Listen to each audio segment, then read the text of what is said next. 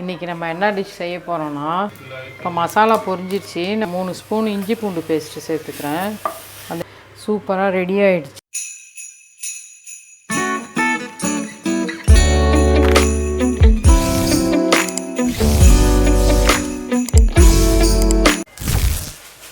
Hi friends, welcome to Latchams recipe.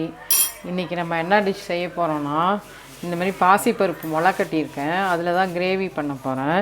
இதை எப்படி முளை கட்டுறதுன்னு நிறையா பேருக்கு தெரியும். தெரியாதவங்களுக்காக நான் இப்போ சொல்லிக்கிறேன். இந்த பாசிப்பருப்பை வந்து ஒரு 8 மணி நேரம் தண்ணியில் 8லேருந்து 10 மணி நேரம் இல்லை ஒரு நைட்டு ஃபுல்லாகவே ஊற போட்டுருந்தோம்.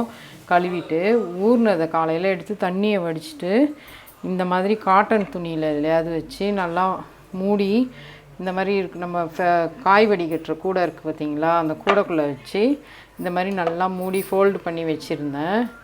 இப்போ அது காலையில் வச்சேன். இப்போ சாயந்தரம் எடுக்கும்போது பார்த்திங்கன்னா இந்தமாரி வளர்ந்து வந்துருச்சு. இந்த பாசிப்பருப்பு பாருங்கள் எப்படி வளர்ந்துருக்குன்னு. இந்த மாதிரி முளைக்கட்டின பயிர் வந்து நம்ம உடம்புக்கு ரொம்ப நல்லது. நம்ம டயபெட்டிக் இருக்கவங்க கூட இதை அதிகமாக எடுத்துக்கலாம். ரொம்ப நல்லது இது. இப்போ நான் சப்பாத்திக்கு தான் கிரேவி பண்ண போகிறேன். எப்படி செய்யலான்னு பார்க்கலாம். இப்போ நான் அந்த முளைக்கட்டின பச்சை பயிர் வந்து குக்கரில் வச்சு 3 விசில் விட்டுக்க போகிறேன். நான் 200 கிராம் அளவுக்கு நான் எடுத்துருந்தேன் அந்த பாசிப்பருப்பு முளைக்கட்டினது. அது கூட தண்ணி, அதுக்கு அளவாக தண்ணி சேர்த்துக்கலாம். அது மேலே முழுகிற அளவுக்கு தண்ணி இருந்தால் போதும். 3 விசில் விட்டோம்னா போதும். இன்னும் கொஞ்சம் தண்ணி சேர்த்துக்கிறேன். இந்த அளவுக்கு தண்ணி போதும். அதில் கொஞ்சம் மஞ்சத்தூள் சேர்த்து வேக வச்சிடுறேன். 3லேருந்து 4 விசில் விட்டோம்னா போதும். அதுக்கப்புறம் அது வெந்ததும் எடுத்து கிரேவி பண்ணிக்கலாம்.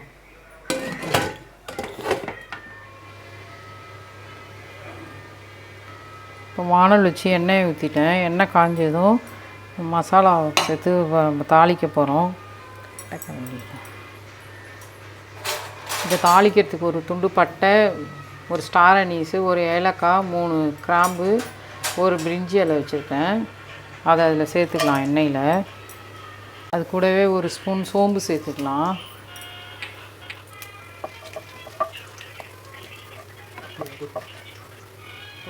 இப்போ மசாலா பொரிஞ்சிடுச்சு. நான் ஒரு 4 பெரிய வெங்காயம் நைஸாக கட் பண்ணி வச்சுருக்கேன். அதை சேர்த்துக்கலாம்.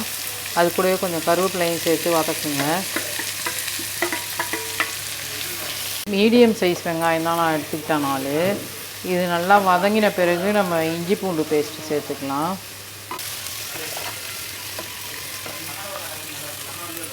வதங்கிடுச்சு. அதில் நான் 3 ஸ்பூன் இஞ்சி பூண்டு பேஸ்ட்டு சேர்த்துக்கிறேன்.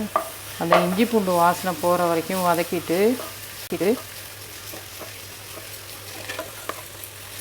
இப்போ இஞ்சி பூண்டு பச்சை வாசனை போயிடுச்சு. இதில் நான் 3 பெரிய தக்காளி கட் பண்ணி வச்சுருக்கேன் நைஸாக, குட்டி குட்டியாக. அதை சேர்த்து வதக்கிக்கலாம். தக்காளி நல்லா வதங்கி வரும்போது தான் மசாலாலாம் சேர்க்க போகிறேன்.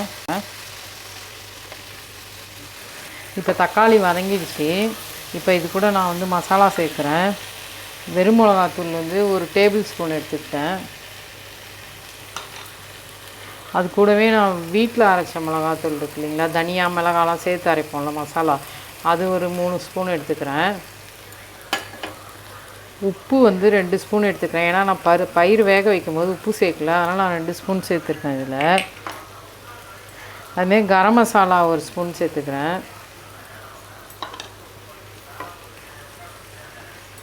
மிளகுத்தூள் ஒரு அரை ஸ்பூன் சேர்த்துக்கலாம் காரத்துக்காக. இப்போ இதெல்லாம் வதங்கி வந்ததும் நான் அந்த வேக வச்ச முளைக்கட்டின பயிரை சேர்க்க போகிறேன். இது வதக்கிக்கலாம்.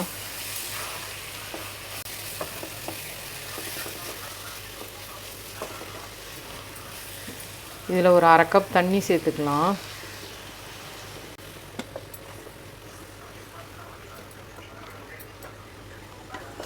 இப்போ நான் அந்த வேக வச்சுருந்தேன்ல முளைக்கட்டின பயிர் குக்கரில் வச்சு 3 விசில் விட்டது இப்படி வந்துருக்கு பாருங்கள். இது இப்போ அது கூட சேர்த்துக்க போகிறேன். நான் வேக வைக்கக்குள்ளே உப்பு போட மறந்துட்டேன், அதனால தான் இதில் சேர்த்துக்கிட்டேன். நீங்கள் பாதி உப்பு இதிலே கூட போட்டு வேக வச்சுருங்க பயிரோடு. இப்போ ஒரு கரண்டி இதை மட்டும் கொஞ்சம் மசிச்சு விட்டு அதில் சேர்க்குறேன். இப்போ கொஞ்சம் கிரேவி திக்காக இருக்கும். அதனால் இப்போ ஒரு கரண்டி பருப்பை கொஞ்சம் லைட்டாக மசிச்சு விட்டுக்கிட்டேன். ஏன்னா அப்போ கிரேவி கொஞ்சம் திக்காக தெரியும், தனித்தனியாக இல்லாமல் இருக்கும். அதனால தான். இப்போ அந்த வேக வச்ச பயிரெல்லாம் முளைக்கட்டின பயிரை சேர்த்தாச்சு. இப்போ நம்மளுக்கு எந்த அளவுக்கு வேணுமோ அந்த அளவுக்கு தண்ணி சேர்த்துட்டு ஒரு 15 நிமிஷம் மீடியம் ஃப்ளேமில் கொதிக்க வச்சுக்கிட்டோம்னா போதும், ரெடி ஆகிடும் கிரேவி. நீங்கள் திக்காக வேணுன்னா தண்ணி கம்மியாக சேர்த்துக்கோங்க. இந்த மாதிரி தண்ணி சேர்த்த பிறகு உப்பு காரம் பாருங்கள், உங்களுக்கு எவ்வளோ காரம் வேணுமோ அதுமாரி நீங்கள் சேர்த்துக்கோங்க. உப்பு பத்தலைனாலும் கொஞ்சம் சேர்த்துக்கோங்க. இந்த ஸ்டேஜில் சேர்த்துட்டு தண்ணி இந்த அளவுக்கு ஊற்றிருக்கேன்ல, அதை ஊற்றி மூடி வச்சிடலாம்.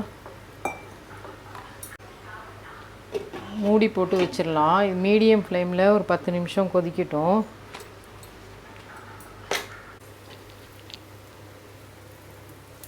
இப்போ நல்லா 10 நிமிஷம் கொதிச்சிருச்சு. இந்த மாதிரி எண்ணெய் திரிஞ்சு மேலே வந்தாலே ரெடி ஆகிடுச்சின்னு அர்த்தம். ஏன்னா நம்ம எல்லா மசாலாவும் வதக்கிட்டு தான் வேக வச்சதை சேர்த்துருக்கோம். அதனால் 10 நிமிஷமே கொதிச்சாலே ரெடி ஆகிடும். இப்போ பாருங்கள், சூப்பராக கிரேவி ரெடி ஆகிடுச்சு. நம்மளுக்கு தூவிக்கலாம். தூவிட்டு இதை சப்பாத்தியோட நம்ம பரிமாற வேண்டியது தான். சூப்பராக ரெடி ஆகிடுச்சு நமக்கு முளைக்கட்டின பாசிப்பருப்பு கிரேவி. இந்த மாதிரி நீங்களும் வீட்டில் செஞ்சு கொடுங்க, உடம்புக்கு ரொம்ப ஆரோக்கியமானது. அடிக்கடி சேர்த்துக்கோங்க இந்த மாதிரி சமைச்சி. முளைக்கட்டிய பாசிப்பருப்பு கிரேவி ரெடி ஆகிடுச்சு. சப்பாத்தியோடையும் எடுத்துக்கலாம், ரைஸோட கூட எடுத்துக்கலாம். நீங்கள் முக்கியமாக குழந்தைங்களுக்கு நம்ம பச்சையாக அந்த மாதிரி இதுக்கு முளைக்கட்டின பயிரெலாம் கொடுத்தா சாப்பிட மாட்டாங்க. இந்த மாதிரி சமைச்சி கொடுத்தீங்கன்னா கிரேவியாக விரும்பி சாப்பிடுவாங்க. உடம்புக்கு ரொம்ப நல்லது, சக்தி வாய்ந்தது. அதனால் நீங்கள் இதை கண்டிப்பாக செஞ்சு பார்த்துட்டு எனக்கு கமெண்ட்ஸில் சொல்லுங்கள்.